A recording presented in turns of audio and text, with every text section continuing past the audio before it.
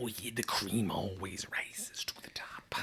My sister got, because she loved the Macho Man, she got one of those little creamers from Perkins and carried it around in her pocket for like 6 weeks doing that. He gets the body pumping. He gets the heart a jumping. Yeah. He's the Macho Man. He's the Macho Man. The Macho Man. Ooh, yeah. Soaring like an eagle. Oh, there's no place like home for the holidays. And no matter how far away you roam, if you pine for the sunshine of a friendly gaze, for the holidays you can.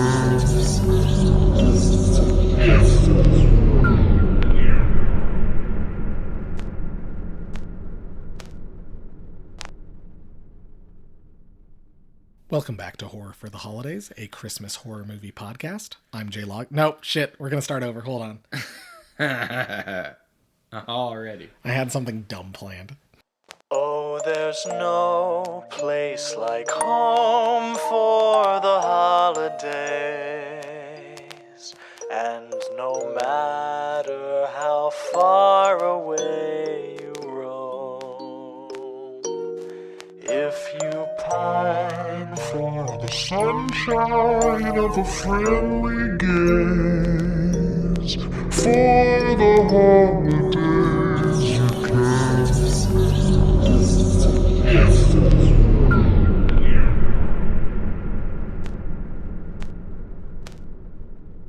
Welcome back to Horror for the Holidays, a Christmas horror movie podcast. I'm Hoot Gibson. And I'm the Wrath of Fu Manchu. I'm Jay Logston. I'm Jeff Searcy. As you can tell by our dumb names, before we get into our episode this week, or before we get into our movie, I'm not going to reveal what it is, but we bought the Alpha Video Rewind series with a DVD copy of the movie. Only the finest for this podcast. And it has a section that I think Jeff and I spent as much time watching the movie as scrolling through the special features. Yes. And it's just a list of a bunch of other movies. I want to find out what Mr. Wong's going to get up to next. Mr. Wong, we got what? Bulldog Drummond and yes. the Revenge of Bulldog Drummond. Yeah, I just want to see what Mr. Wong gets up to when he finally crosses over with the East Side Boys. Mr. Wong and the East Side Boys team up with Bulldog Drummond and Hoot Gibson to take on the Manster, half man, half monster. I forgot about the Manster. I fucking love the Manster. The Manster, and also all those apes that they had to fight. Oh yeah, don't forget about the apes and the gorillas. Laurel and Hardy meet Laurel and Hardy. Wait, the East Side Kids versus Laurel and Hardy meet the Wolfman. Yep. Yeah, don't forget all the terrible things poor Bela Lugosi had to do to feed his drug habit. Oh shit, those were absolutely wild. Honestly. We'll get into it here in probably about 5 seconds. But honestly, I debated just having you and me read those again, and that just be the whole episode, because that would probably be more entertaining than the movie we watched for today's episode. It definitely will be. For this week's episode, we watched Silent Night, Bloody Night, 1972. So let's get into it. We'll set the scene. We'll deck the halls. Heavy sigh. The first thing I found interesting is at the top of Wikipedia, it says not to be confused with Silent Night, Deadly Night. And then also for me, it's not to be confused with Silent Night, Evil Night, aka Stranger in the House, aka 1974's Black Christmas, my favorite movie of all time. Stranger in the House? It was going to be called Stranger in the House, and I think they pulled it from air because that was right around the time that maybe like Ted Bundy had murdered some sorority sisters or something. Okay. But yeah, the NBC was going to air it on the TV, but instead of calling it Black Christmas, they were going to call it Stranger in the House. But yes, it's also been called Silent Night, Evil Night. But the movie we watched tonight was Silent Night, Bloody Night from 1972, as I said. Speaking of Wikipedia, did you know you can watch this whole movie on the Wikipedia page? Yes, you pointed that out while we were watching it, which is another hint to the great quality of the film. Probably one of the big things from this movie, it was produced by Lloyd Kaufman. Yeah, it was. Of Troma fame. Also, probably our star, James Patterson, not that one. Jeffrey Plays Jeffrey Butler. And he died of cancer shortly after the production of this movie finished. Which, honestly, that's terrible for him. Yeah, that's really bad. And probably the biggest name I recognized, I think you and I both recognized, was John Carradine, who is David's father. Yes. And the other Carradines. Damn those Carradines. There has been a remake, Silent Night, Bloody Night, Homecoming in 2014. You know, a timely remake of this 1972 film. And then in 2015, there was Silent Night, Bloody Night 2 Revival, which has Jennifer Runyon, Nancy from To All a Good Night in it. Nancy. And this year, Lloyd Kaufman is producing Silent Night, Bloody Night 3. Wait a minute. In the sequel, it was Nancy like, I didn't even go here. I didn't even go to this insane asylum. Do you have anything else, Jeff, for this? The only thing I have is that for this movie being made in 1972, it looks like it was made in 1954. So it's nice that they set it back, you know. Well, funny you should mention this. I think the movie was originally set in the 1950s. Yeah. But I honestly, I mean, we'll get into it later on, but I was pretty disappointed because the premise sounded pretty fun, but the execution kind of fell down. Now, if someone has a 4K release of this, because when I went back and watched some of it on the computer, it looked better than the DVD copy I have. If someone knows where I can get like a nice 4K or Blu-ray copy of this movie, let me know, because I would rather have that, because it would probably make some of the scenes look a lot better. Yeah, because the DVD looked like it was basically just ripped off like a TV broadcast signal. So yeah, let's get into it for our synopsis. We start with a voiceover by Diane. We'll be introduced to her more later, about the history of this house and of Wilfred Butler, while the church hymn in the garden plays on an organ. And for some reason, she looks like she's about 30 and sounds like she's about 70. We see a self-immolated Wilfred Butler run out of the house on Christmas Eve day. And we get this neat shot. I think you and I both kind of talked about it. Yeah. Then of the interior of the house, we see the Wilfred Butler on fire, and then the fireplace next to him. And then as it pans out, we lose the image of Wilfred Butler on fire, but we get an image of like a couple candles lit on an organ, and someone's playing the organ. Someone's playing in the garden.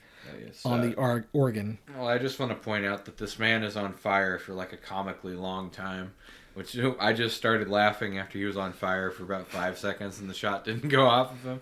And then we get a different voiceover from the county coroner pronouncing Wilfred Butler dead on Christmas Eve 1950. An eerie child's voice then starts singing Silent Night, and we get our title card, Silent Night, Bloody Night, and all of our credits play. Ooh, spooky. 3 spooky, 5 me. We get I think a third voiceover of the movie, of Wilfred Butler reading his will, in which he leaves the house to his grandson Jeffrey, and to leave the house, and I quote, untouched, to remind the world of its inhumanity and cruelty. Just a quick note here. A house should not have humanity. If your house has humanity, you may want to call an exorcist. I think if your house has humanity, you're living in the poltergeist house? I guess. But, you know, I just want to point out that you always know you're in for a thrill ride and a quality film when there's 10 minutes worth of voiceover at the beginning to explain what the fuck's going on. We go back to Diane's voiceover, explaining that the house sat empty for 20 years until it was announced that Jeffrey wanted it sold, and news spread, and we hear an alarm at an upstate mental hospital, and so POV shot of someone running out with a pipe wrench bludgeoning people. I assume they thought they were their doppelgangers. If you ever see one of your doppelgangers, make sure you hit them with a pipe wrench. Exactly. But he's swinging his pipe wrench around, like hits a dude in the face and runs into the car. POV shot of them driving away. Driving with the pipe wrench. Yep, still holding the pipe wrench in his hand in case he runs into Queen Doppelpopulus, send her back to where she came from. Anybody else need a beating with this pipe wrench? Pipe wrench fight. They do a transition, but it's such a bad one we didn't realize we weren't still following the same car. And then so it would just randomly cut to this guy talking to this woman in the passenger seat. Yep. And we're like, is she riding with the wrench guy? Yeah, did he, was there a lady in the car? No. Yeah, it's just a completely different, I think, so what we're supposed to be seeing is the police siren going off on the car. Yeah. And the car driving away. And then we get and that's the kind of like, and they're supposedly chasing after the person who escaped.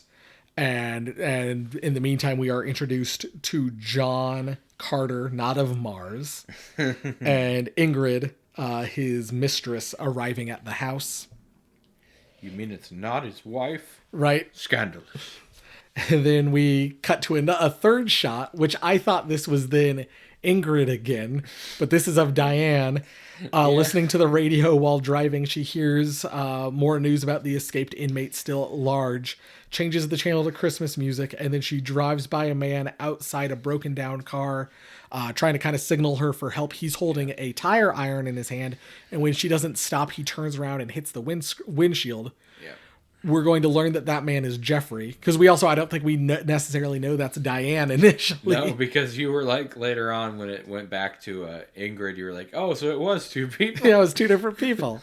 But I think we're supposed to think that, because we see Jeffrey holding the tire iron, and we're supposed to think he's the person who escaped from the... It's trying to imply that he's the escaped mental patient. Yep. And they kind of, to the film's credit, it does a good job kind of furthering that along as the movie goes on up until the climax. Yeah, it does make him seem like a creep. John and Ingrid go to a meeting with the mayor of the town, and the town council. We're introduced to the phone operator, Tess, Sheriff Bill Mason, Charlie Toman, who's played by John Carradine, who runs the town newspaper, and Mayor Adams, who is Diane's father. Yeah. Apparently they've wanted to buy the house for a long time. Yeah. And Jeffrey's finally willing to sell. It's unclear why he didn't sell it earlier. It's also unclear why they want to buy it. We go back to the property, and we see a mysterious figure with a knife, I think, kill a dog. Yes. And kind of break into the house. We cut back to the town council, and they're meeting with John Carter, the lawyer, who doesn't know Jeffrey. But he's doing this on Jeffrey's behalf. He's representing him. And basically the town agrees to buy the house for $50,000 cash tomorrow. Yep. And Mayor Adams leaves to go get the money. Yeah, and there's kind of a discussion because they're like, oh, that's way too much money. We're never going to be able to get that much. We'll have to go talk to the bank or whatever. Yeah, but they agree to do this. John and Ingrid. John is then on the phone to his wife, so we kind of learn, I think that's our first inkling that John is that Ingrid is not John's wife. John is on the phone then to his wife, kind of telling her, to wish the kids a Merry Christmas, and he wishes he could be there. John and Ingrid then go to.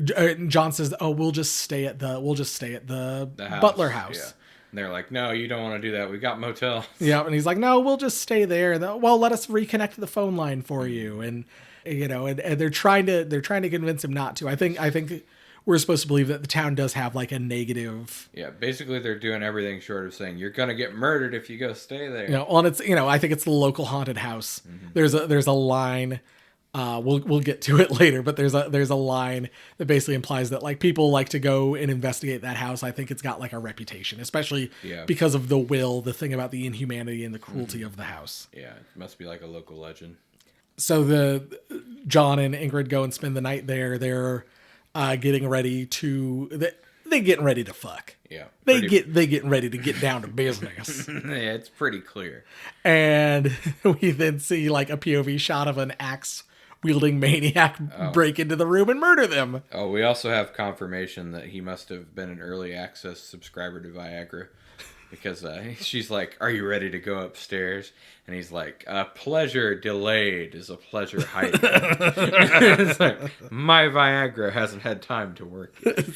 But yeah, they go upstairs and they're murdered by the axe, and then the killer places a crucifix in Ingrid's hand for some reason, and proceeds to phone the sheriff, telling the sheriff about the murders, telling Sheriff Mason about the murders. Sounds like he's trying to put on like a bad impression of the lawyer. Yeah, and then while talking, I either to the sheriff or because he has to connect through the operator, talking to Tess, the killer refers to himself as Mary Ann. Yeah.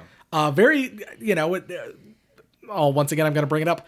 Black Christmas does this whole kind of trope of like weird phone calls better too. We should have just watched Black Christmas. I mean, from what you've said, pretty much, yeah. Jeffrey kind of arrives in town and I think goes to the mayor's house. I think he goes to the mansion first, but he can't get in. Okay. Because it's locked, so he's going to go try and get a key for it. Yeah, so he goes to the mayor's house. That's when he sees Diane and kind of confronts her about like not stopping for him on the side of the road. Didn't stop for me, huh? And maybe she brings up that there's a maniac on the loose. And he kind of says some stuff like about his upbringing that then gets contradicted a little later on about, being from California. There's a maniac cop on the loose. But yeah, the mayor's not there. He went to the bank to go get the money. So Jeffrey's going to go to the sheriff's office or the sheriff's house. Yeah. But while he's doing that, the sheriff goes to the mansion. But he stops for some reason at the local cemetery and finds like Wilfred Butler's grave has been disturbed and turns around and gets hit in the head with a shovel or a pipe. I mean, yeah, it's really unclear why he doesn't just go to the house. But yeah, it makes for a pretty funny scene when he gets bludgeoned. Yeah, with a shovel and he's beaten to death with the shovel. Jeffrey then goes back to Diane and, basically tells her like, oh yeah, the sheriff wasn't there either. And Diane had gotten a phone call from the house as well, from Mary Ann. It's Mary Ann. It's Mary Ann. Jeffrey and Diane decide to go to the mansion, but they see the sheriff's abandoned car at the cemetery. Oh, no, it's the sheriff. And they run over to the newspaper office since it's kind of a town council. I think we mentioned that earlier. It's all these people kind of run the town. Basically, Diane has seen some episodes of Supernatural before it existed. She's like, we got to go research the history of this house. So they run over to the newspaper where they meet Charlie Toman, who somehow learns that Tess has gone to. So somehow they're informed that Tess has gone to the house. And he is a mute. Yeah, so he has to write everything down. So he writes down, like Tess hates that house. She would never go there. Why would Tess go to the house? And so Jeffrey and Charlie go to the mansion, and Diane starts to research the history of the Butler house in the archives while she's gone. And we kind of get the backstory that Wilfred Butler's wife died of tuberculosis in 1933, and then his daughter Marianne was raped and got pregnant, and that child is Jeffrey, who was sent to live in California. So that's kind of where we get that California thing that was brought up earlier. And this is the point where I was like, oh, he probably raped her. Yeah, you were, and turns out you were right. So Jeffrey is also a child of incest. Wilfred converted the mansion into a mental hospital and had Marianne committed there. And we don't really get the rest of the story. That's kind of all that's told at the time. Turns out that Wilfred is Jeffrey's grandfather and father. Yep. That's better than being your own grandfather, I guess. That's true. Then you lack the Zeta brainwave. That's rough. Well, they could save the universe. Yeah, you could save the universe that way. Tess arrives at the mansion and finds the sheriff's car running and goes inside. And the power cuts out. Yeah, somebody cuts the power. And so she's having trouble seeing, and the killer is holding like a candle and beats her to death with the candlestick. It was Colonel Mustard with the candlestick. Jeffrey and Toman arrive at a different house in a weird moment where Jeffrey recognizes that it's not the mansion, it's Tessa's house, even though he's never been to Tessa's house. I know. That's really stuck out to me too. It's like he doesn't even know these people. And they go into Tessa's house, and Tess has a shit ton of birds. Oh yeah. And you got crazy cat lady, she's crazy bird lady. And Jeffrey's like, the reason they must have stopped is because Toman like refuses to believe that he wants Tess to know would have where- gone to the house because she doesn't want to be where she there. actually is, because he's like, yeah, she would never go there. And so he kind of confronts her about that, and Toman leaves, and Jeffrey alone in Tessa's house by himself. Yeah. And Toman drives to the house, so Jeffrey goes back to Toman's house, or to the newspaper. It's pretty funny because he just walks outside and Jeffrey's just kind of standing there. He hears him open the car door, shut the car door, and drive off. And he's just kind of standing there like, whatever. And so he goes back and talks to Diane about this whole situation. And so they decide to go up to the mansion together. Yes. And while this is going on, the mayor is getting back into town. Yep. So they go up to the mansion. And while they're on their way up there, I think they see Toman's car on fire. Mm-hmm. And then Jeffrey runs over Toman with his car. Probably on purpose. He's like, you leave me behind, huh? But Toman like tries to flag them down, but I couldn't really tell it, but he insists, and I mean that Toman's arms or hands have been cut off. Yeah. I couldn't really see it. Once again, our copy's pretty poor. Yeah, we were trying. It was like trying to watch, you ever gone to a 3D movie and taking your 3D glasses off? That's what this looks like. Yeah, and so, but yeah, apparently Toman's arms have been cut off. And maybe he was running from someone. He was trying to get their help. But yeah, Jeffrey runs him over. So Diane's really freaked out. Yeah. And Jeffrey goes into the... He goes into the mansion, into the foyer. Yeah. And starts reading a diary where we basically get Wilfred Butler's confession. The side of his story, basically. Like, yeah, I raped my daughter. I founded the mental institution. Yep. I paid these guys to... And sent him away. Yeah. And I paid the people in this mental institution to watch after my daughter. And instead of like spending my money to take care of my daughter and the other mental patients, they lived it up. Yep, they lived it up in this nice mansion and had them live in like, basically like squalor in a barn. Yep. Basically. And so he went back one night. He went back Christmas night one night, and while everyone was getting drunk and partying, he let all the inmates out. Yeah. And all the inmates murdered the doctors and the nurses. Yeah, it was implied that the doctors have been treating them very poorly. So and murdered all of them, but also murdered Marianne while like on an accident. Then we learned that all the inmates of the house went away. Yeah, and they are now the inhabitants of the town. They're the townsfolk.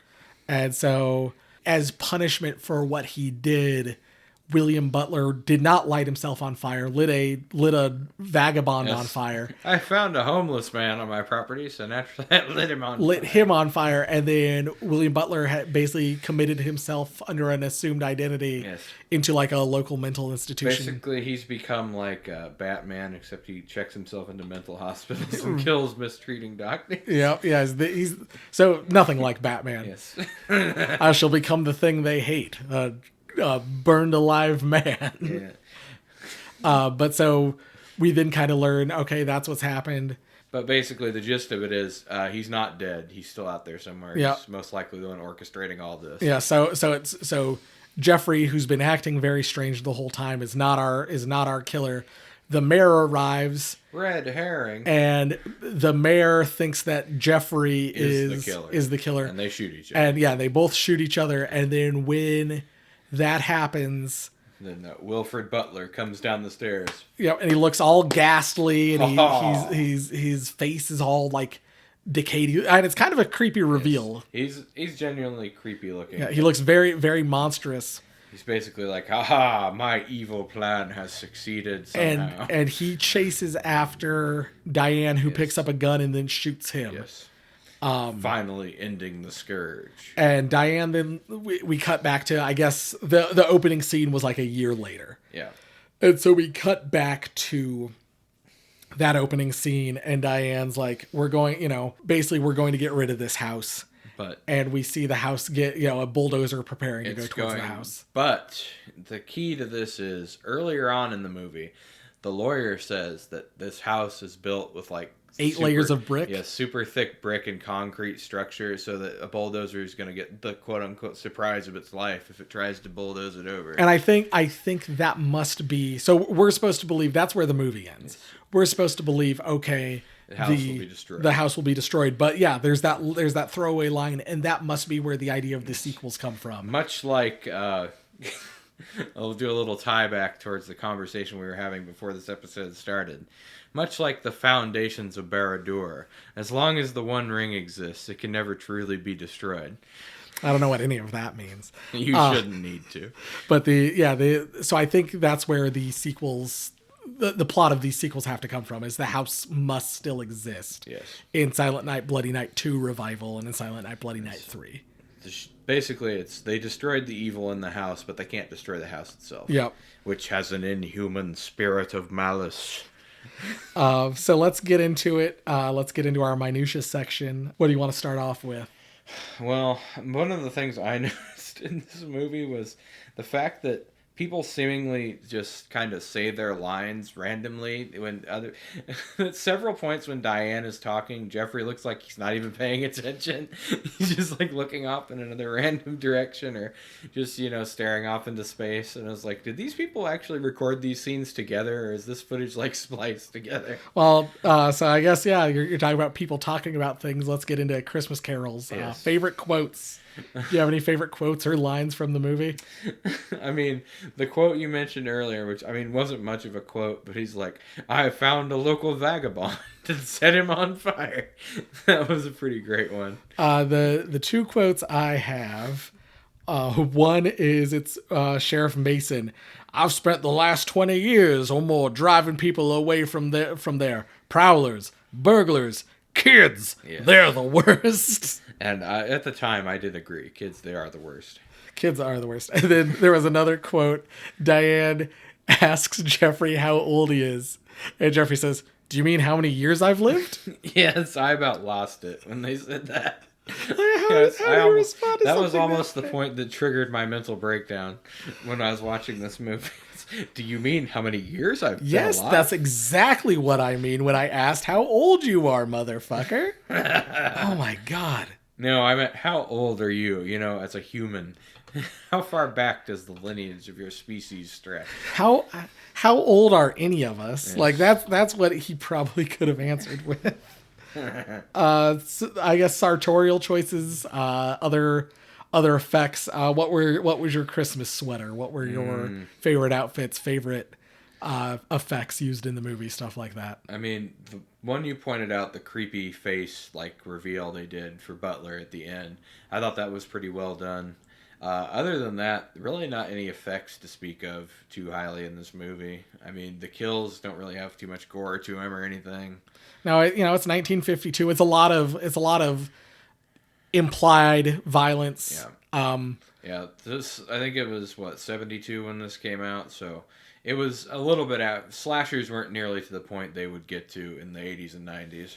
There was one sartorial choice I had.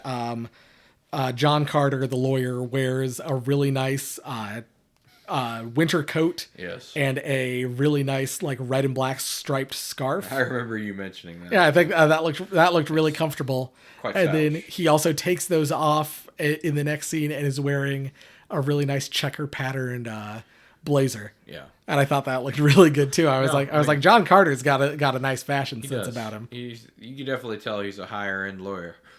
So I guess final minutia, Christmas spirit. How Christmassy is the movie? How Christmassy are the kills? The kills are not Christmassy at all, I would say. They're pretty much just standard kills for a horror movie. As far as Christmas spirit goes, I'm going to go medium amount. They mention Christmas a few times. They play a few Christmas carols and stuff, but really there's not a whole lot of Christmas decoration or anything like that. No, I think you and I have mentioned it, certainly in our first episode, To All a Good Night. There's always something fun about, an axe related kill. Yeah. And it kind of does make me feel a little Christmassy, but Yeah, that's not This, super Christmassy yeah, in any this, way. This one doesn't really. It has an axe kill, but it's not really Christmassy. But the how Christmassy is the movie?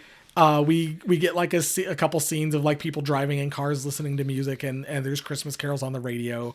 We get some wreaths on doors. We get mentioned that it's Christmas. There's snow on the ground, always a plus. Yeah, there's a little bit of snow. And then there's a Christmas tree in the town council chamber. I would say it's middle of the road on Christmas spirit. Yeah, like it's not the most Christmassy movie. It doesn't have to be. There are trappings of Christmas, but it doesn't feel as Christmassy as some of the other movies. I would argue that like even though Barricade, you and I have said Barricade only Christmassy for about 30 minutes. It's still Barricade feels a little more Christmassy than this. There's more quality to that Christmassiness than there is in this one. But yeah, it's got that crunchiness of Christmas at the edges. It's no White Doomsday. No, so yeah, it's not I'm Dreaming of a White Doomsday or 13 Sleighs, which were both very Christmassy. Or even To All a Good Night. Yeah. I think To All a Good Night probably more Christmassy. This might be the least Christmassy one we've had so far. Yeah, I would say it's maybe gotta be close. It and Wolf of Snow's Hollow. Yeah. Kind of same thing we mentioned in Wolf of Snow's Hollow. There's Christmas is mentioned. There's Christmas on the edges, but it's not up front. Yeah, if I had to rate the Christmas spirit of this, I'd say I'd put it in the incidental Christmas category, where it's like it takes place at Christmas, but it could take place at any other time of year. Yeah, but because of its name, that certainly leans it more towards a Christmas movie. So let's get into it. I guess let's rate this movie. We rate our movies on one of three categories. Is it ho ho ho hilarious? Is it seasonally scary, or is it you'll be sorry? Jeff? It's You'll Be Sorry. It's terrible. It's boring. I mean, that's the biggest thing we've said numerous times now. If a movie is boring, that makes it worse than just being bad. And I think at one point I asked how much of this could possibly be left. Because it's like, 88 minutes, I think? And we paused it and there was still like 25 minutes left. That's never good when you're watching the clock while you're watching a movie.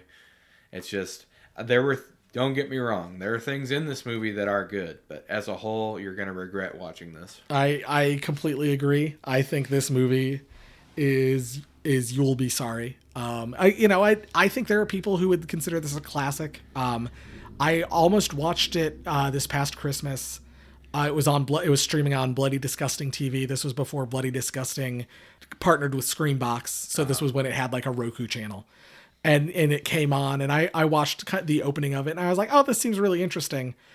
And I didn't finish watching it, and then we wound up, like I said, buying it on DVD. What I saw, the opening still kind of stuck with me. I was like, "Oh, this is interesting," but yeah, other than that, like no, it's fairly boring. I think there are people who would like it, and it's not the worst movie. I wouldn't say it's worse than Barricade. No, I wouldn't say it's worse than Barricade. Honestly, I would say it's in the same category for me as Slade.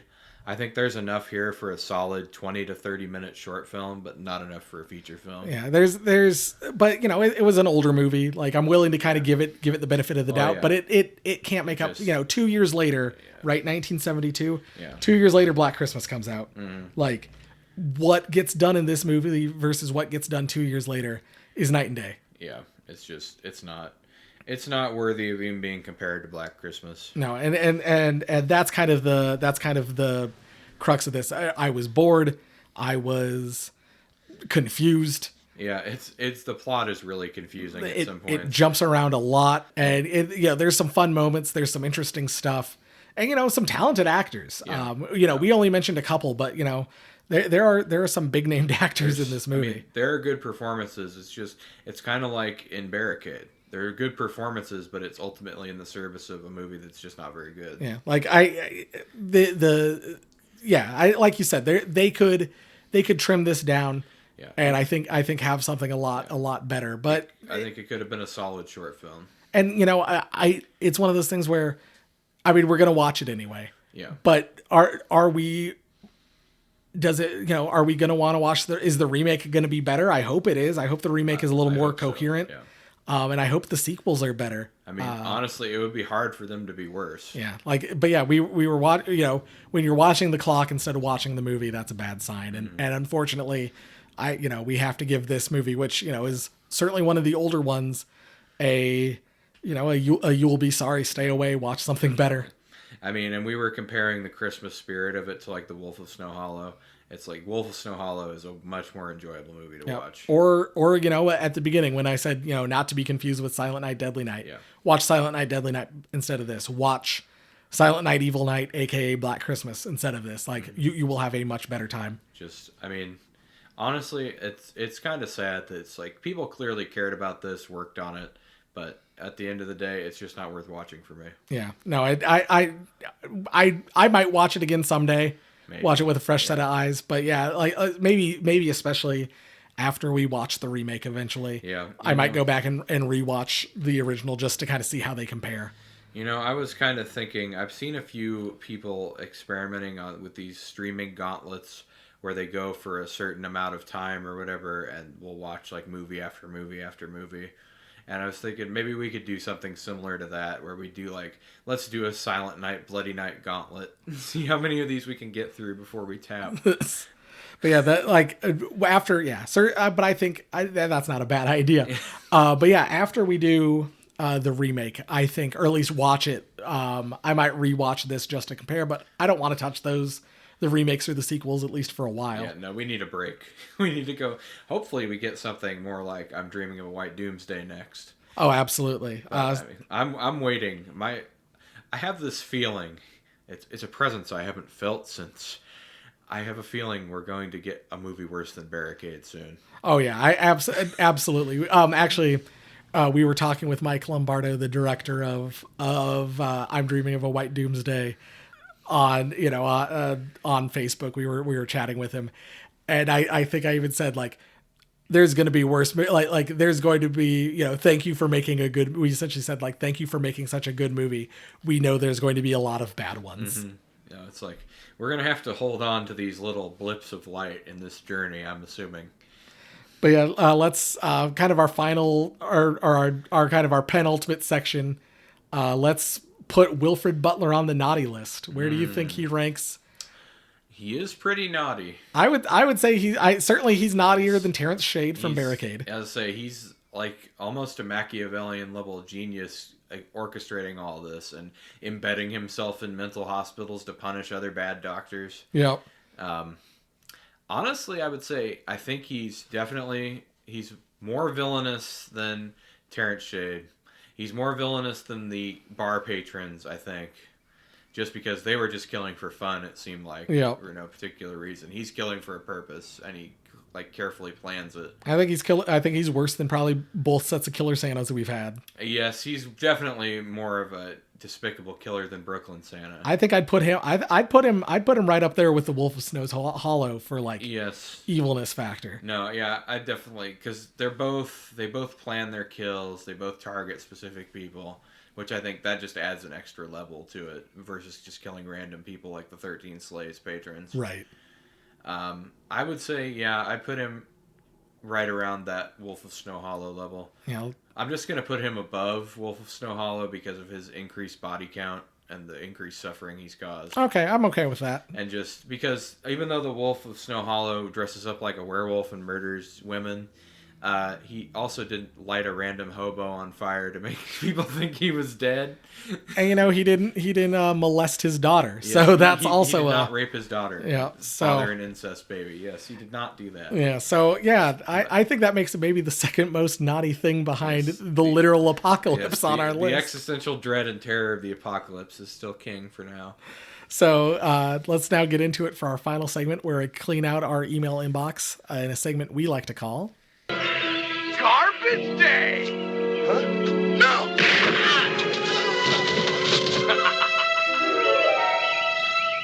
All right. So this is our Garbage Day segment where we clean out our email inbox on emails from listeners. And if you would like to get involved, send us an email at horrorfortheholidays@gmail.com. This email today comes to us from Kyle, and it says, "Set a movie at Christmas, ? Hey, Jeff and Jay, I am on the I'm Dreaming of a White Doomsday episode. You brought up Strangers and setting it at Christmas. What other franchise do you think would be interesting to set at Christmas? What other horror franchise?" So certainly you can't set Halloween at Christmas. Oh, what kind of horror are we talking? Are we going to just do horror broadly?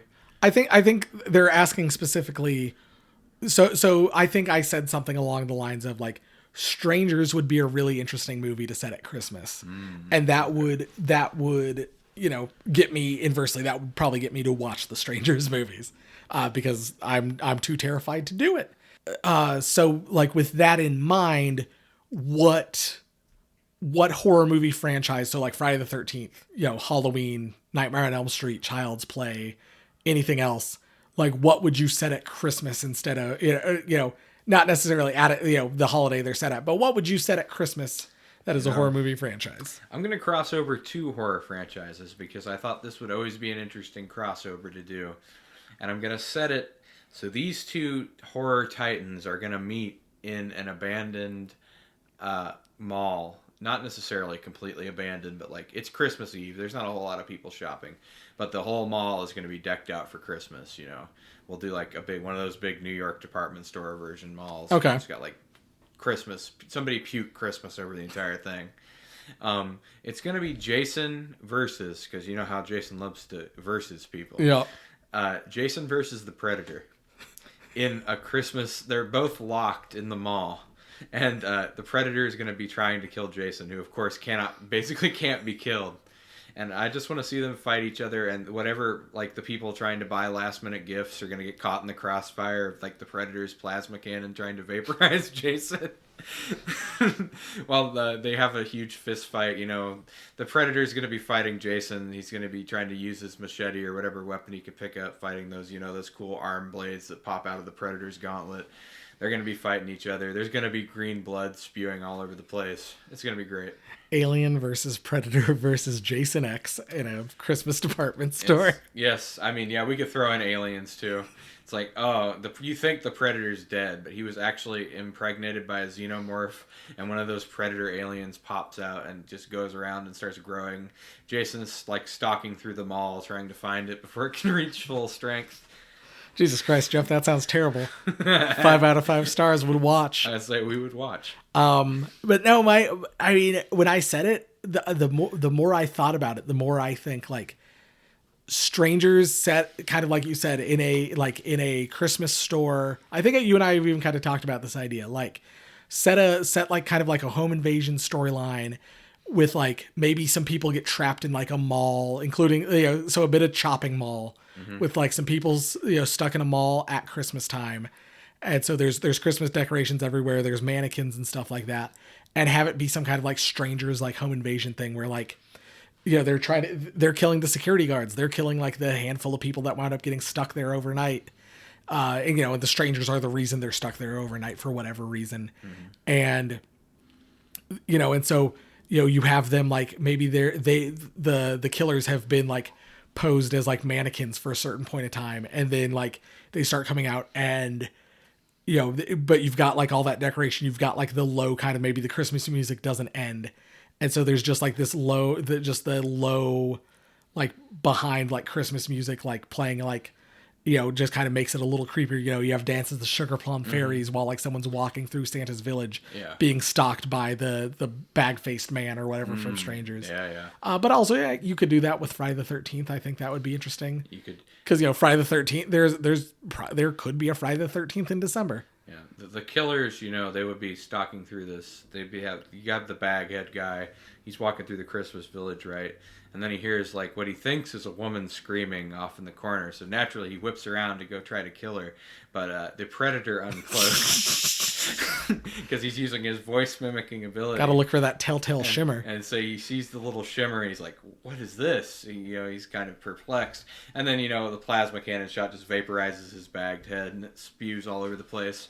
And the gore lands on someone turns around and it's like, oh, it's adult John Connor at Christmas trying to get a last minute gift for his mom, and the Predator's like, oh, I gotta kill this guy. But Arnold, who's also been in the Predator franchise, but he's the Terminator in this instance, is there to kill John Connor at this very moment, and so he gets into a firefight with the Predator over the right to kill John Connor. If someone wants to do something with everything Jeff just said there, you're more than welcome to. Child's Play. I think maybe the remake of Child's Play was kind of set around Christmas. Yeah, well, isn't it the whole thing he wants that doll for Christmas? I think it's his birthday in the original. Oh, is it his birthday? And I was not a big fan of the remake. I haven't seen the remake. But like I know it kind of like I know there's like snow on the ground. It's Chicago, but I don't know that I don't know that Child's Play is Christmas. I'm pretty sure it's Andy's birthday, and I just don't remember the remake, except I remember like I think Chucky hangs a guy with Christmas lights in the remake, Ah, okay. and so maybe the new Child's Play is set at Christmas, but beyond that, like yeah, I mean you could only do so much with like Freddy Krueger at Christmas time. You could only do so you can't do. I've brought it up. I've already brought it up. You could do Halloween at Christmas and call it Black Christmas because supposedly that's where the idea for Halloween came from. Beyond that, yeah, I don't really know what you would do. I've not seen the Terrifier franchise, so I don't know. I don't know if you could set Art the Clown at Christmas. If you want a serious one for me, because that was just my fun dream version of what one would be like, a serious one for me would be to set The Thing like in a Christmas department store. I've always thought that would be really interesting. Oh, that would be really cool. It's just have him because you could have all kinds of interesting stuff, like have him mimic the mall Santa, have him mimic like security and not let people out of the mall. Was Dead Rising, was that the video game franchise? Yes, where you're trapped in the mall. Where you're trapped in the mall. Yeah. Is there a Christmas version of that? I don't know if there's an actual Christmas version, but I think you can unlock like a giant candy cane and Santa hat to beat zombies. So maybe like a Christmas Dawn of the Dead kind of thing. That would be kind of interesting. Yeah, that might be interesting. I'm trying to think. Yeah, and there's already been a Christmas Puppet Master movie, so it can't be Puppet Master. Yeah, I don't know. That's a really good question. I think we put some good ideas out there. Oh, some great ideas. Some fantastic ideas. If I see Predator versus Jason in a Christmas mall from Hollywood, I'm suing. Yeah, but take a copy of this podcast, mail it to yourself, print this podcast out, mail it to yourself, and then you've got your copyright. But yeah, I think those are I think there's some interesting ideas there. That's certainly a good question to ask. I'm trying to think of any. I can't think of any other franchise that would work. If you wanted kind of straight pure slasher, like I said, Friday the 13th.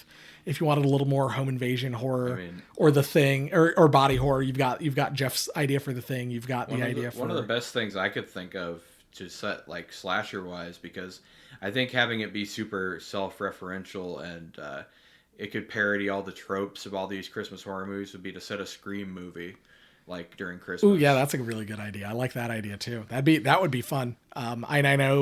I think at least 2 Christmas horror films are mentioned in Scream, so that would be that would be a lot of fun. Also, I just had the idea and I probably just lost it. I know the Purge, canonically I feel like the Purge is usually set in the summer. Yeah. But I think Purge night right around holiday shopping time would be really interesting. Yeah, that would be. It's like, you didn't do your last minute shopping. Too bad. Purge is Christmas Eve. Yep.